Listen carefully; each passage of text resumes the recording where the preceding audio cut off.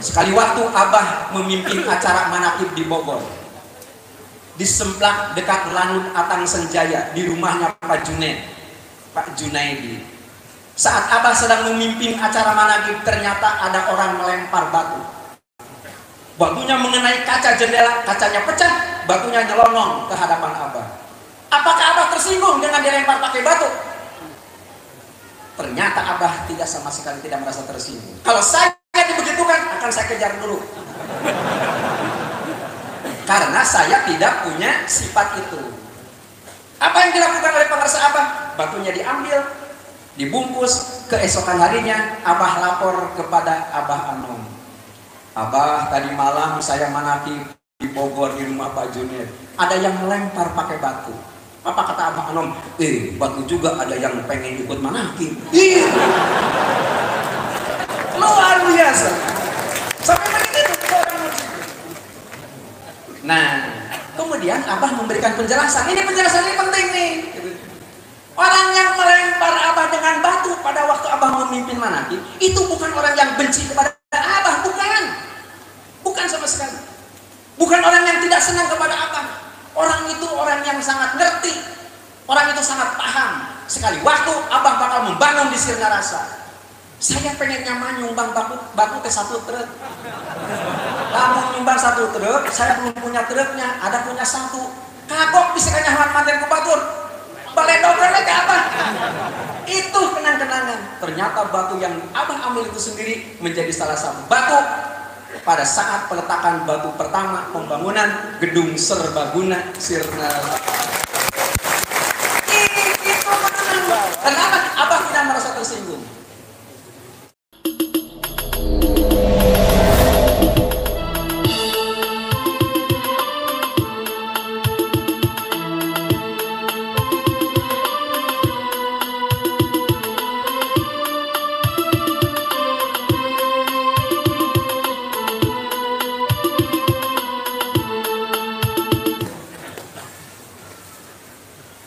Al-Quran surat Ar-Rahman ayat 14 menyebutkan wa khalaqal insan min solsolin kal fakhar. Allah menciptakan manusia dari bahan baku yang disebut solsolin kal fakhar. Solsolin kal fakhar itu adalah lumpur letak. Kayak Daniel, ganteng, gagah, pinter, dosen, letak.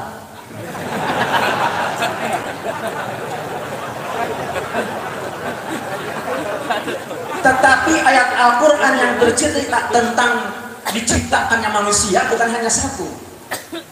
Al-Hijr ayat 26 menyebutkan lain. Walaqad khalaqnal insana min solsolin min hama'im masnun. Allah menciptakan manusia dari satu bahan baku yang disebut hama'im masnun. Hama'im masnun itu adalah satu jenis tanah yang berwarna agak kehitam-hitaman dan sedikit bau. Dr. Muhtarom, dosen beliau. Doktornya saja punya 3, doktor Muhtarom. Anger letak. Ngangkat campuran ku hama'im masnun rada hidung.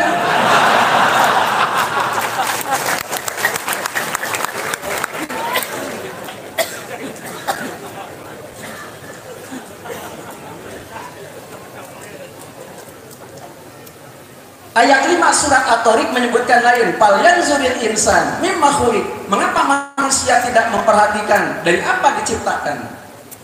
Allah memberikan penjelasan. Khuliqa mim ma'in, manusia itu diciptakan dari air. Sehari-hari kita minum air, kita mandi dengan air. Apakah air yang kita minum akan menjadi manusia? Apakah cai anu urang dilelet bakal jadi jelema? Tidak setiap air jadi manusia. Air yang jadi manusia itu main dapik, airnya harus tumpah, kudu bahe. Jadi kalau kita ambil air, kemudian kita tumpahkan, kira-kira jadi jelema moal. Teu sakabeh cai bahe jadi jelema.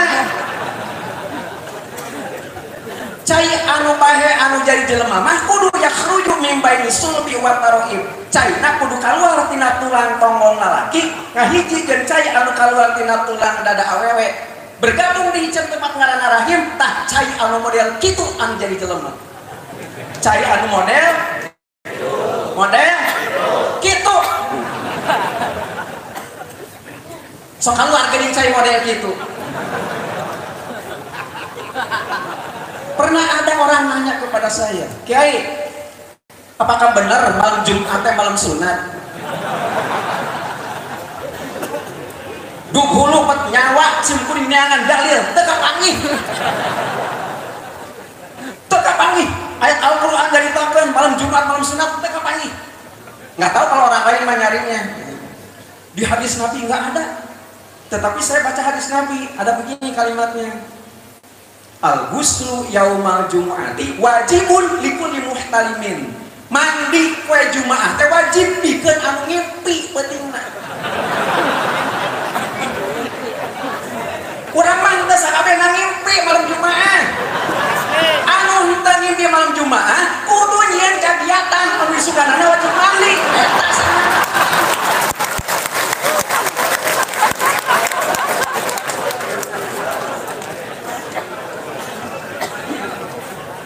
setuju Bu?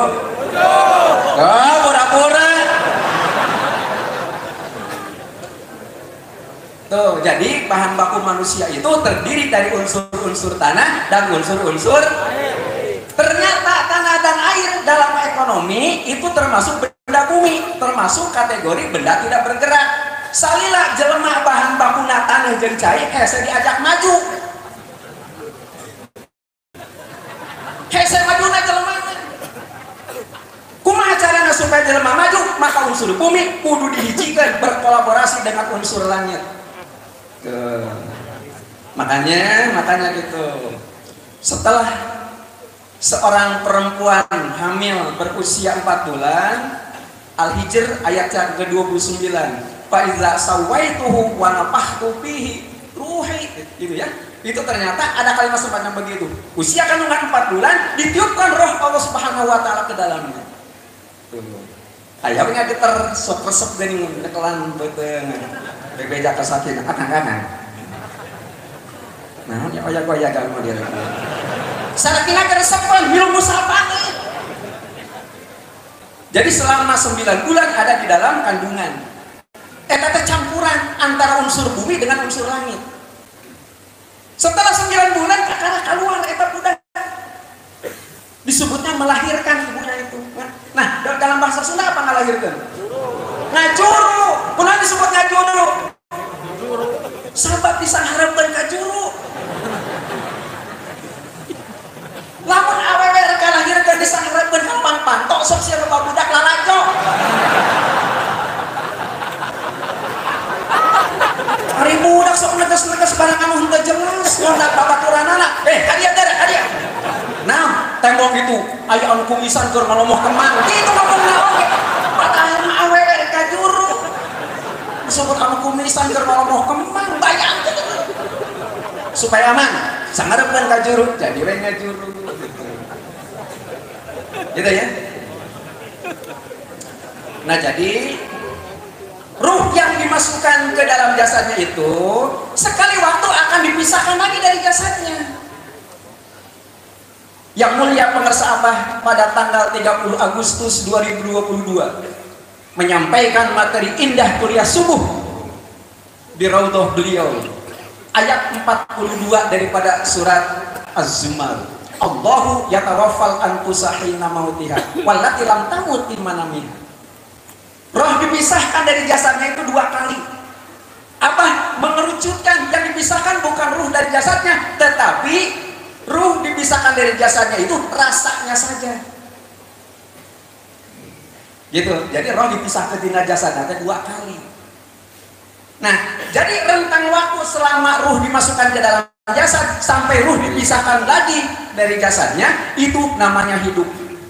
Yang namanya hidup itu harus bagus, harus tumbuh subur.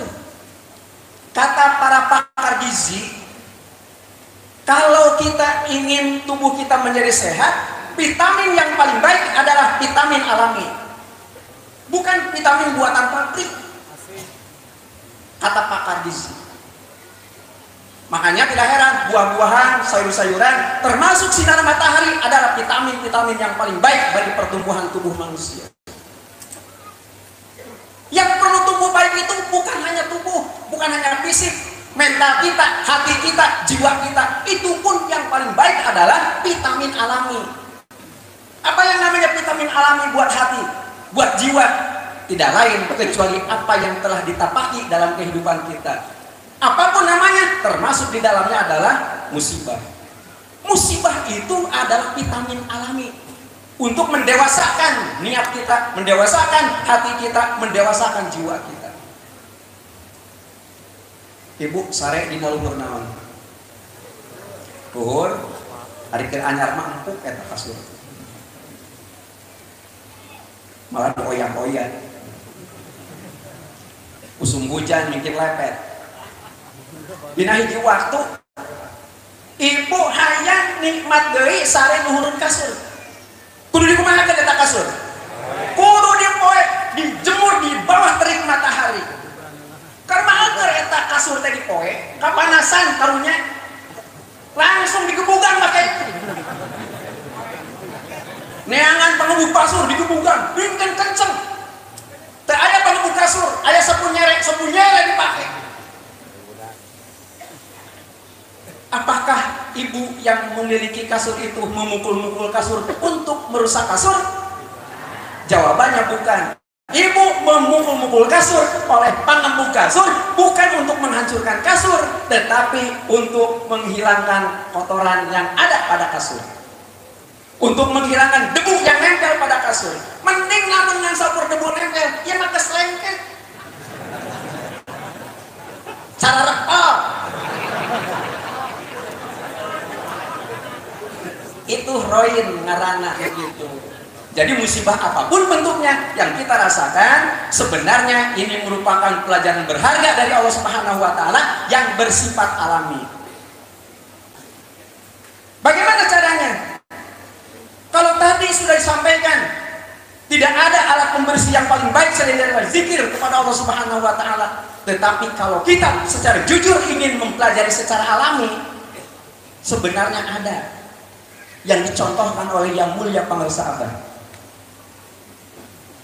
Perlu saya sampaikan? Ngambek moal kira-kira. Arek ngambek kayak kajen, sebenarnya maka dengdengnya keluar ya jadi. Abah itu begini. Abah itu menjadi orang yang terhormat. Tidak ada noda sedikit pun pada Abah. Karena apa? Karena pada diri Abah ada dua sifat yang tidak bisa dilepaskan. Yang pertama adalah sifat waro. Itu yang dimiliki oleh Yang Mulia Pangarsa Abah. Dalam kajian ilmu fikih yang namanya waro itu adalah hati-hati. Yang halal udah jelas, yang haram sudah jelas. Antara halal dan haram itu ada yang remeng-remeng, itu namanya syubhat. Begitu ya? Itu remeng-remeng. Itu dalam kajian ilmu fikih. Jadi kita harus waro, harus hati-hati. Setiap jalur jalan menjelang maghrib berdiri, berderet terus tenda-tenda pecel lele. Coba tanya pada diri kita sendiri, boleh tidak kita makan lele? Halo? Di dalam kitab Anatul Talibin ada satu pasal namanya jalalah. Jalalah itu adalah binatang pemakan najis. Lele teh jalalah, binatang pemakan najis. Lele ngadahar lele. Lele hidung nyaplok lele koneng. Itu teh binatang pemakan najis. Apakah boleh kita makan daging lele? Boleh, tapi ada syaratnya, wajib dikarantina terlebih dahulu. Jadi kalau bapak ibu berkenan besok malam mau makan dengan menu pecel lele, yang paling bagus adalah besok pagi beli lele yang masih hidup. Kemudian karantinakan pada baskom, pada ember, isi dengan air yang bersih. Kalau menurut akal kita kotorannya udah pada keluar, silahkan dimasak, digoreng, dipepes, itu urusan selera. Boleh, ada aturan mainnya. Bapak, Ibu, coba sekali-sekali datang ke Jawa Timur, ke Kediri. Tenda-tenda di pinggir jalan itu banyak yang jualan sate. Belum tentu sate kambing, belum tentu sate sapi. Kebanyakan adalah sate bekicot. Tahu bekicot? Keong racun. Keong racun itu bukan penduduk Indonesia asli. Keong racun itu orang Kongo, Afrika Tengah. Datang ke Indonesia pada tahun 42 bersamaan dengan masuknya bala tentara Jepang. Naik kapal Pak ke Indonesia.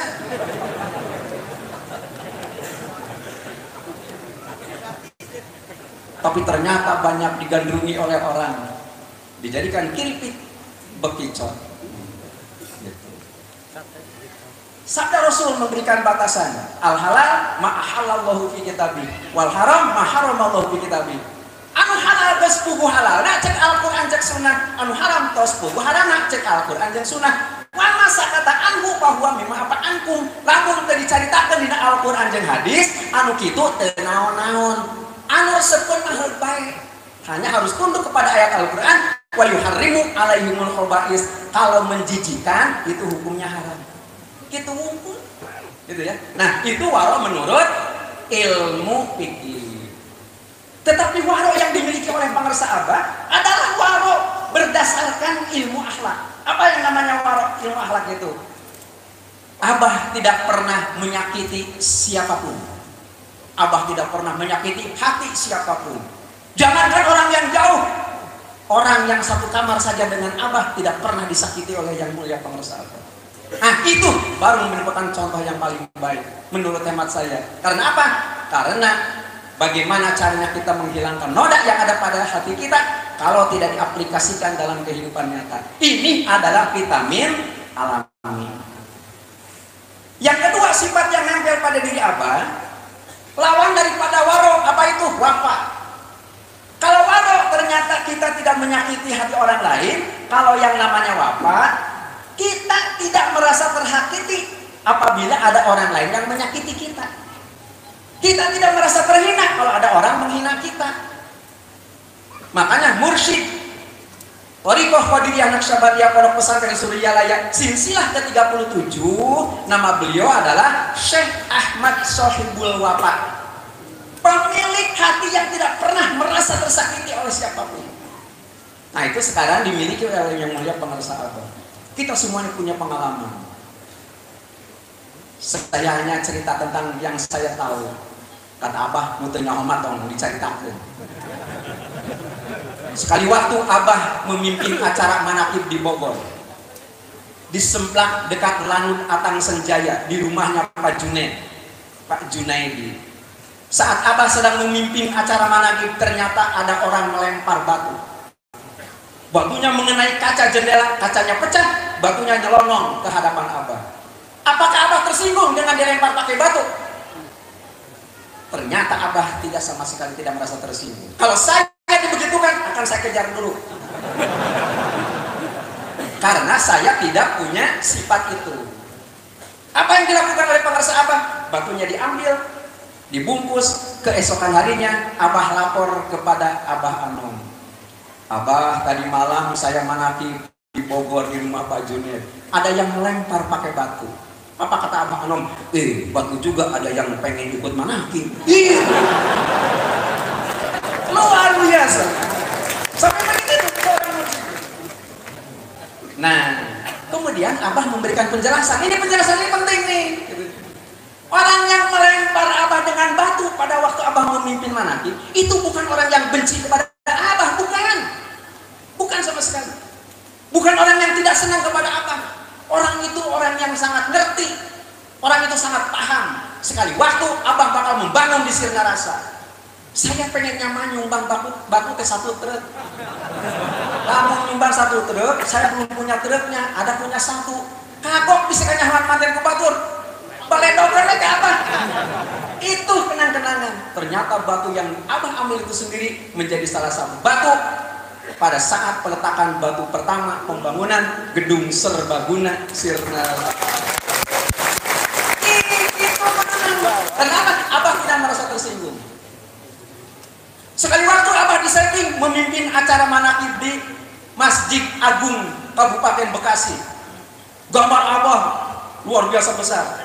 Saya diminta oleh panitia mendampingi Abah, gambar saya kecil. Ngaran nama Akbar, kecil. Beda. Gitu ya. Kemudian gambar Abah disobek. Gambar Abah itu disobek. Yang menyobeknya membuat somasi.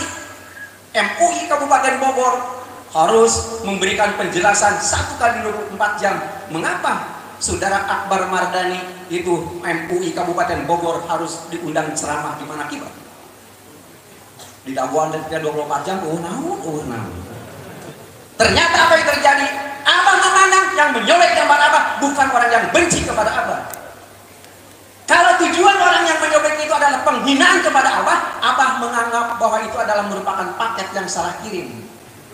Kalau paket salah kirim, itu paket dikembalikan lagi kepada yang ngirim. Nilainya apa? Kalau nilainya penghinaan, dia akan menjadi orang yang terhina.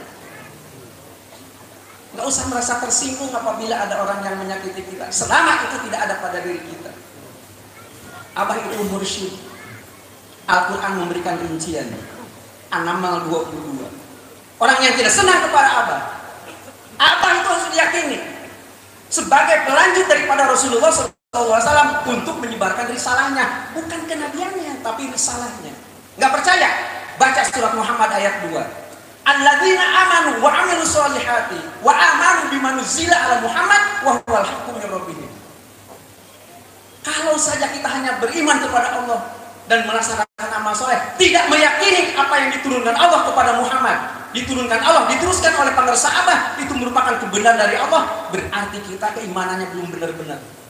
Itu kata Al-Quran. Nggak sembarangan Abah menyampaikan sesuatu. La yantiqu anil hawa. Dari mana saya tahu? Abah mengatakan, orang yang ditaatin zikir seketika 4.000 dosa besarnya hangus. Mana keterangannya?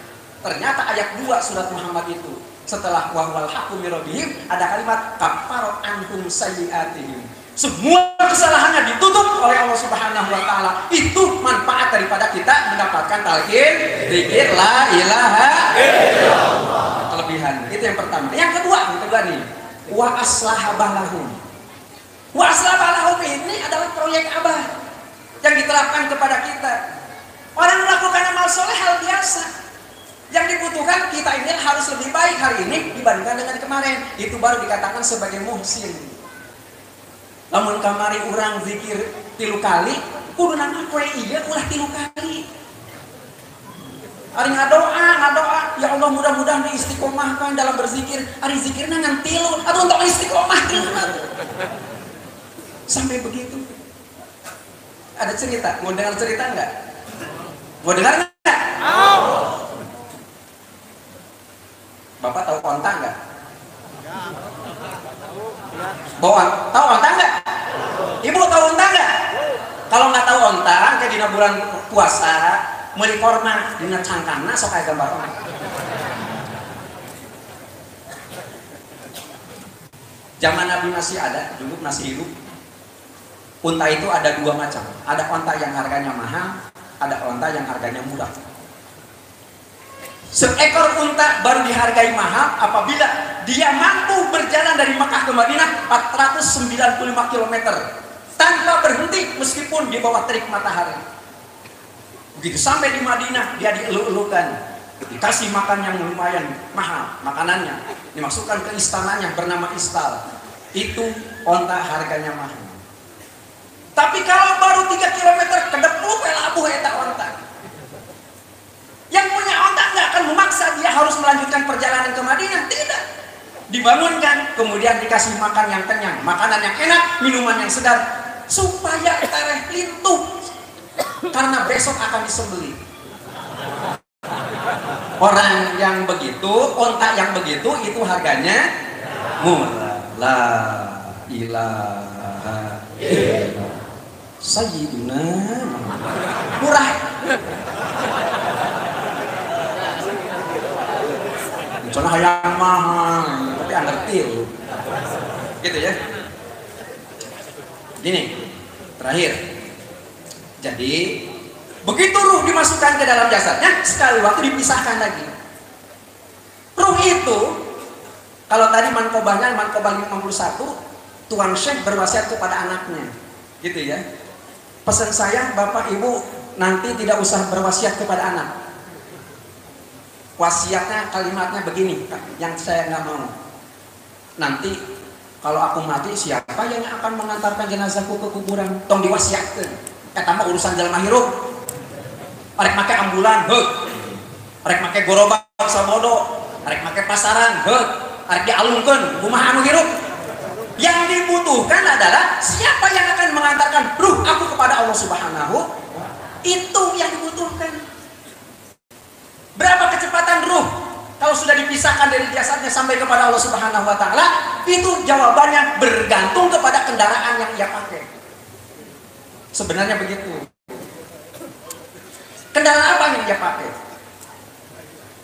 Kalau kita mau ke stasiun, tidak mesti harus menggunakan kendaraan pribadi. Naik angkot oke menang, lembak oke naon-naon. Naik ojek silahkan. Hanya antara orang berjalan kaki dengan berkendaraan itu sampainya ke tempat tujuan akan berbeda waktunya. Suara punya kecepatan. Kalau saya berteriak, hei, terdengar ke sana. Kalau ini lebih jauh lagi, pakai eho, hei. Coba Bu, hei, coba. Coba pakai eho, hei, hei. Arek mana? Arek meuli paramek. Itu pakai eho, anu gitu ngarana. Tetapi sepanjang-panjangnya, sekencang-kencangnya suara masih bisa diukur. Naon sih Pak? Katakan para amet mirsa. Gitu ya? Malah ada pesawat yang kecepatannya melebihi kecepatan suara. Pesawat Concorde namanya. Cahaya nih. Begitu terbit matahari di sebelah timur, sampainya ke titik bumi itu kira-kira berapa lama? Itu memerlukan waktu 8 menit tahun cahaya. Meskipun jauh, gitu ya, itu bisa dihitung. Tetapi Abah pernah mengatakan, sampai dunia ini dihancurkan, tidak akan ada satu pesawat, tidak akan ada satu kendaraan, tidak akan ada orang yang dilahirkan untuk bisa mengukur kecepatan zikir kepada Allah Subhanahu wa taala. Fadhkuruni adzkurkum, begitu ingat langsung ingat. Langsung diingat oleh Allah Subhanahu wa taala. Mungkin ada yang tidak percaya kalau saya merasakan pas hari ulang tahun Tanbih tanggal 13 Februari 2018, saya napak tilas seperti apa yang telah dilakukan oleh Pangresa Abah, melaksanakan safari manakib di Masjidil Aqsa. Ada 17 orang setelah saya ngomong dengan Syekh Abdul Hamid, imam besar Masjidil Aqsa. 17 orang ditaati di Masjidil Aqsa. Keluar dari situ ada yang namanya Mihrab Anbiya. Mihrab Anbiya itu seperti yang disampaikan pada waktu bacaan tarhim menjelang subuh. Assalatu wassalamu alaik. Yang begitu ya? Kan ada kalimatnya. Ya man asra bikal muhaiminu laylan nilta wal anamun Nabi diisrokan dari Masjidil Haram Mekah ke Masjidil Aqsa di Palestina di tengah malam ditemani oleh Al-Muhaimin. Bukan Muhaimin Iskandar. Al-Muhaimin ini adalah malaikat Jibril. Ulah sok. Ditemani oleh Al-Muhaimin malaikat Jibril. Begitu sampai di Masjidil Aqsa di Palestina, itu Nabi didahulukan. Gitu ya. Gitu. Kalimatnya berikutnya bagaimana? Yaman asra tuh. Wa taqaddamta lis-sholati fa shalla kullu man fis samai wa antal imam. Nabi didaulat untuk melaksanakan sholat berjamaah dengan makmum para nabi. Begitu. Saya ngomong ceramah pakai ini, kalimatnya kalimat semacam begini. HP saya sampai hang. Setelah saya ngomong, lamun sholat berjamaah, ulah sholat fardu bungkul, sholat sunat ongkong. Sebab di torikoh dicontohan anak itu pun Nabi. Jawabannya nggak ada dari sonohnya. Bukan nggak ada dari sonohnya, akan belum ke sono. Nggak dicontohkan oleh Nabi. Nabi dari contoh model itu. Ternyata saya ingin punya kenang-kenangan. Ingin melaksanakan sholat sunat 2 rakaat di mihrab Anbiya, tempat Nabi memimpin sholat berjamaah dengan para Nabi. Pada saat saya akan takbiratul ihram, saya robitu kepada yang mulia pemirsa Abah. Demi Allah, Abah ada di hadapan saya, takbiratul ihram. Sampai begitu. Makanya Abah langsung beberapa bulan yang lalu itu mengeluarkan maklumat. Kita baca doa, yaman yablubu li muridihi indal istighosa. Walau kana fil masyriq. Meskipun Abah ada di mana, saya ada di mana. Ternyata begitu kita menyebut nama Abah, seketika itu Abah datang. Kecepatan zikir itu semacam begitu, nggak ada yang menentunya.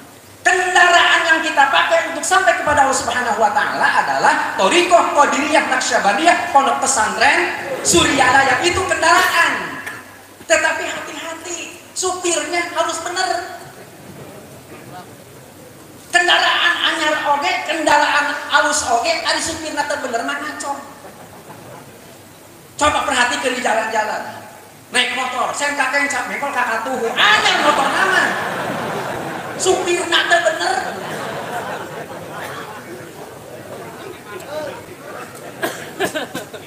Nah, jadi kendaraan yang kita pakai adalah Rekingan Pondok Pesantren Suryalaya dengan sopir Syekh Mursyid yang mulia pangarsa Abah radhiyallahu anhu. Semoga kita istiqomahkan di dalam masalah ini. Lebihnya mohon maaf. Assalamualaikum warahmatullahi wabarakatuh.